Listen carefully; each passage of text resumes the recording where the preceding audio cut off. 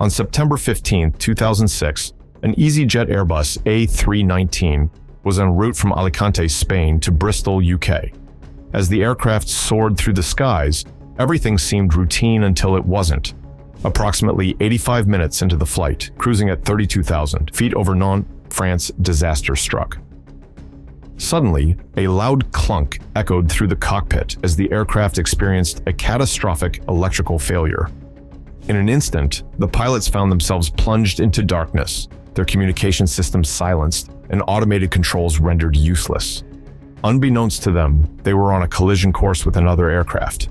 The tension in the cockpit mounted as they scrambled to regain control while grappling with their dire situation. Just 19 seconds stood between them and disaster. This is the astonishing story of EasyJet Flight 6074. The date is September 15, 2006. It's a day that would soon be etched into aviation history. EasyJet Flight 6074, an Airbus A319-111 registered as GEZAC, was on a scheduled journey from Alicante, Spain to Bristol, UK. This aircraft was relatively new, having been manufactured just that year.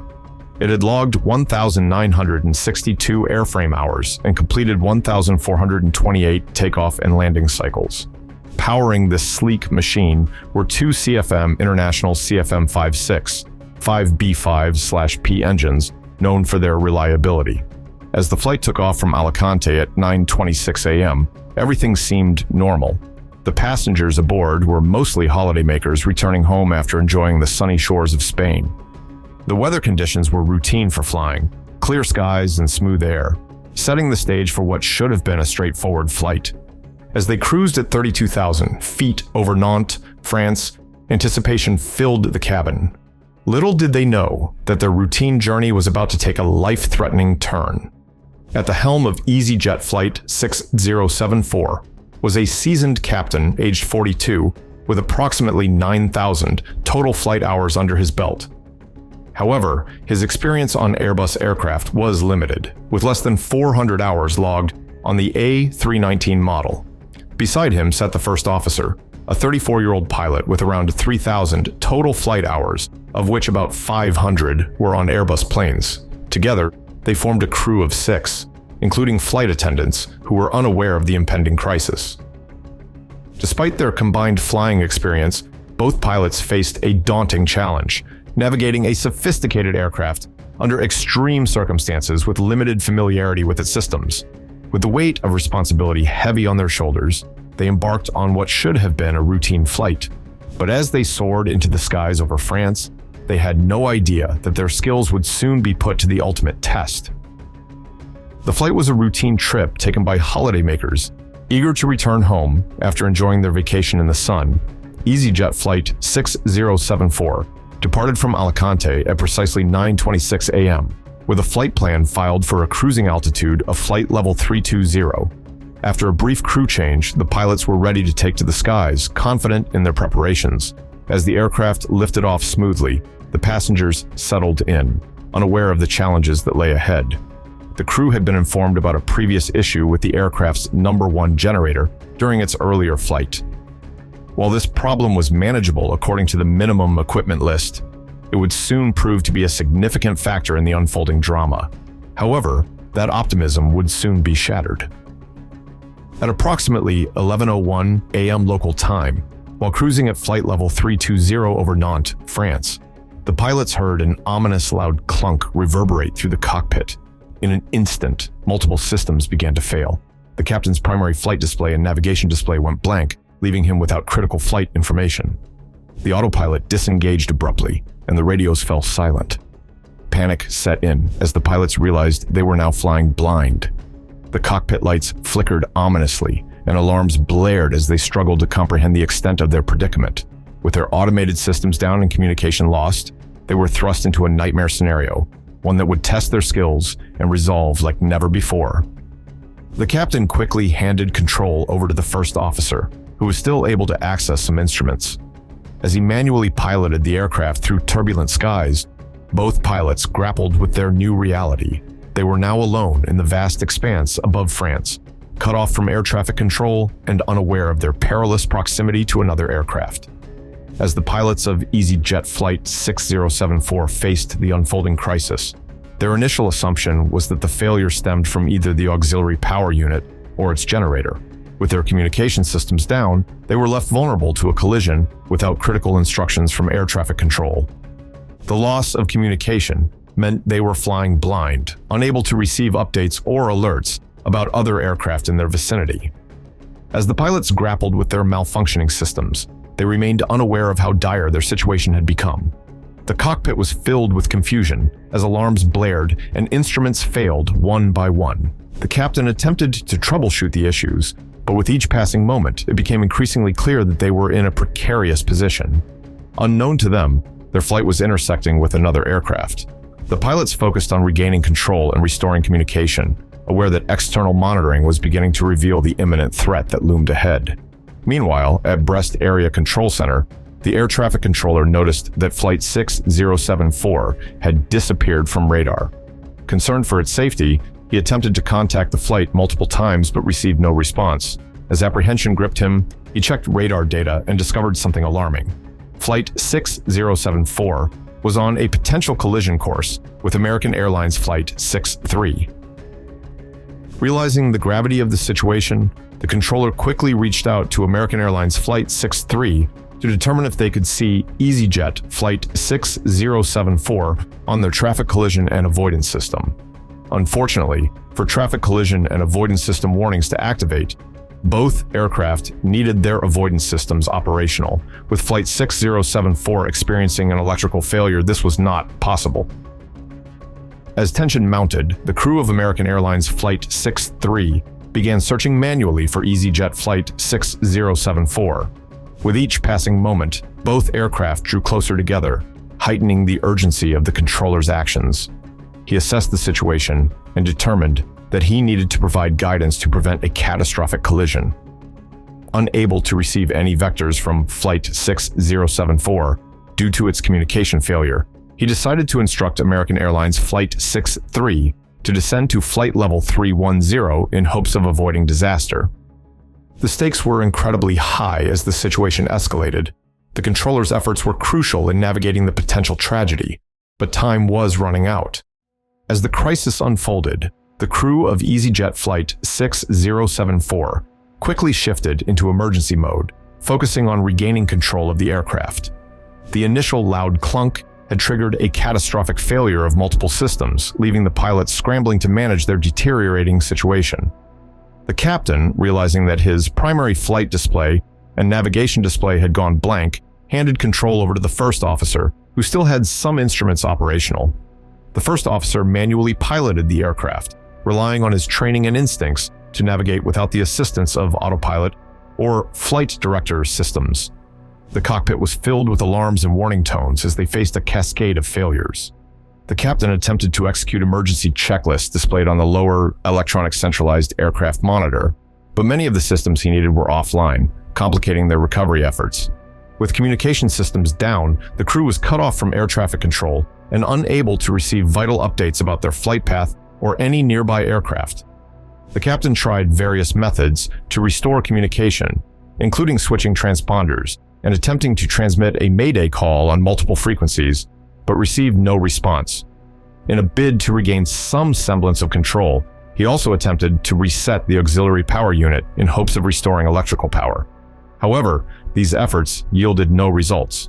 The crew was aware that they were in a precarious situation, with only one electrical generator remaining operational and numerous systems inoperative or degraded. They knew they had to act quickly.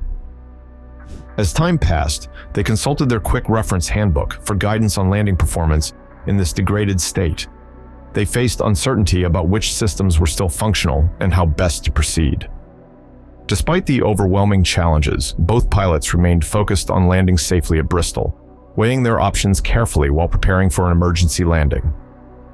Inside EasyJet Flight 6074, the passengers remained largely unaware of the unfolding crisis in the cockpit. Initially, enjoying their journey back from vacation, they were mostly British holidaymakers looking forward to returning home. However, as alarms began to sound and the cabin crew received instructions from the flight deck, a sense of confusion and apprehension started to seep into the cabin. While some passengers noticed that something was amiss, perhaps through changes in flight attitude or unusual noises, most were not fully informed about the severity of the situation. The cabin crew worked diligently to maintain calm among passengers, providing reassurance without revealing the full extent of the emergency. As tension in the Brest Air Control Center reached a fever pitch, the air traffic controller made a split-second decision that could mean the difference between disaster and survival. Recognizing the imminent threat posed by EasyJet Flight 6074's loss of communication and its perilous trajectory, he urgently instructed American Airlines Flight 63 to descend to flight level 310. This quick thinking was crucial. It was a calculated risk that aimed to create separation between the two aircraft, which were on a collision course. The controller's heart raced as he relayed the instruction, fully aware of the stakes involved. Just moments later, American Airlines Flight 63 acknowledged the command and began its descent. The pilot's prompt response was vital, showcasing his professionalism and understanding of the gravity of the situation. As he maneuvered the aircraft downward, he kept a watchful eye on the skies, knowing that every second counted. Then came a moment that felt like an eternity. The controller held his breath as he awaited confirmation. Would they see EasyJet Flight 6074 in time? Just as anxiety peaked, a call came through from American Airlines Flight 63. The pilot reported spotting EasyJet Flight 6074 passing overhead. An incredible relief washed over everyone in the control room. It was only 19 seconds that stood between catastrophic and safety. The realization that they had narrowly avoided a collision sent chills down spines. If not for the controller's decisive action and American Airlines Flight 63's swift compliance, tragedy could have struck with devastating consequences. The air traffic controller felt a wave of relief mixed with gratitude as he understood how close they had come to disaster.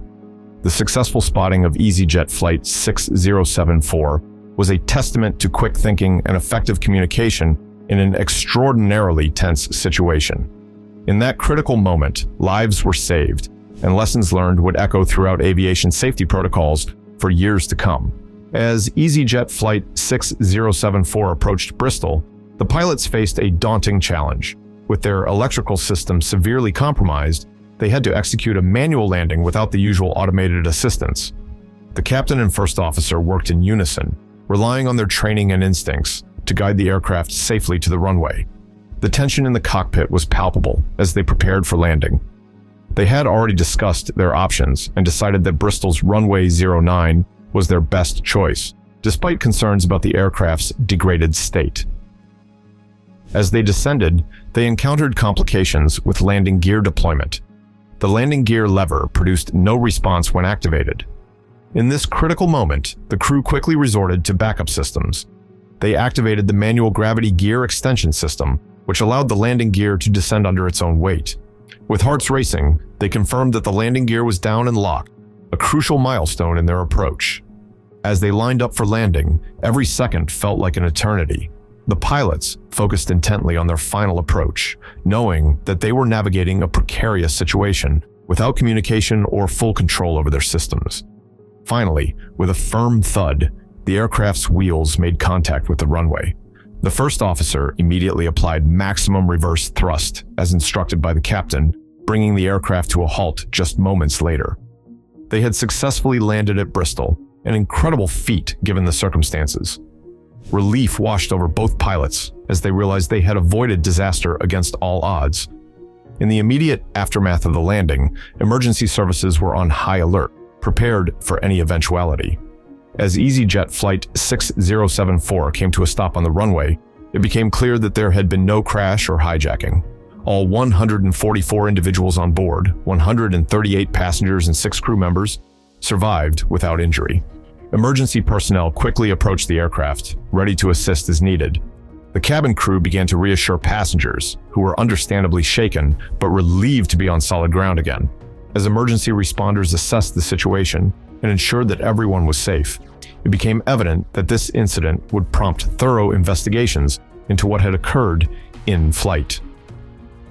Following the incident involving EasyJet Flight 6074, the British Air Accident Investigation Board launched a thorough investigation to determine the root causes of the electrical failure that had nearly led to disaster. The investigation revealed that a faulty electrical feed was at the heart of the problem, specifically caused by an intermittent fault in one of the generator control units, GCU. This failure resulted in a complete loss of electrical power to critical systems, including communication and navigation displays, which left the pilots unable to receive any instructions from air traffic control. The investigation highlighted several technical factors contributing to the incident, including inadequate redundancy in the aircraft's electrical system and insufficient training for the crew to handle such emergencies effectively. The findings underscored the importance of robust safety protocols and thorough pre-flight checks, particularly when dealing with known issues like the number 1 generator problem that had been reported prior to takeoff. In response to this incident, significant changes were implemented within EasyJet's training procedures and Airbus's operational protocols. EasyJet revised its training programs to better prepare flight crews for handling electrical failures and other emergencies. This included enhanced simulator training that focused on scenarios involving complete electrical outages and loss of communication. Additionally, Airbus took steps to improve its system design, ensuring that future aircraft would have better redundancy and clearer indications of system statuses. These changes aimed to prevent similar incidents from occurring in the future and to enhance overall aviation safety standards. The extraordinary efforts of the pilots in overcoming severe technical failures highlight the importance of training and preparedness in aviation emergencies. Don't forget to like and subscribe. We'll see you in the next one.